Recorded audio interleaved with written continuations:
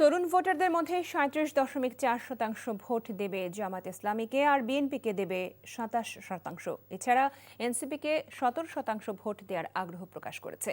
বেসরকারি সংস্থা communication and research foundation CRF এর এক গবেষণায় এ তথ্য উঠে এসেছে। সিআরএফ এর কোঅর্ডিনেটর জাকারিয়া পলাশ এই জরিপের বিস্তারিত উপস্থাপন করেন। ভোটারদের অগ্রাধিকার, নেতৃত্ব সংক্রান্ত ধারণা, প্রার্থী বাছাই সম্পর্কে নানা দিক নিয়ে জরিপটি চালানো হয় ২০২৫ সালের ২০ নভেম্বর থেকে ৩১ ডিসেম্বর পর্যন্ত। ফলাফলে ৯০% মানুষের মধ্যে ভোট দেওয়ার বিষয়ে প্রবল আগ্রহ প্রকাশ পেয়েছে।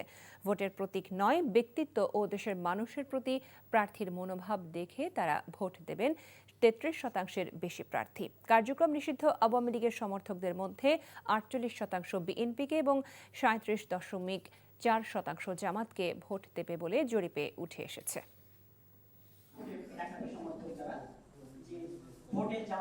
যাদের বয়স ২০০৮-এর পরে ১৮ হয়েছে তাদের কাছ থেকে আমরা যে আনসারগুলো পেয়েছি সেগুলো থেকে আমরা এই রিপোর্টটা এটা জেনারেটেড হয়েছে। তো এখানে আমরা দেখতে পাচ্ছি ৩৭.৪% মানুষ যারা ২০০৮ সালের পরে ভোটার হয়েছে তারা জামাত ইসলামীতে ভোট দিবেন বলে আমাদেরকে রিপোর্ট করেছেন।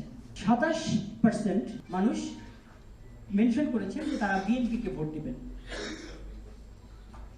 ১৭% মানুষ মেনশন করেছেন যে তারা এনসিপিকে ভোট দেবেন।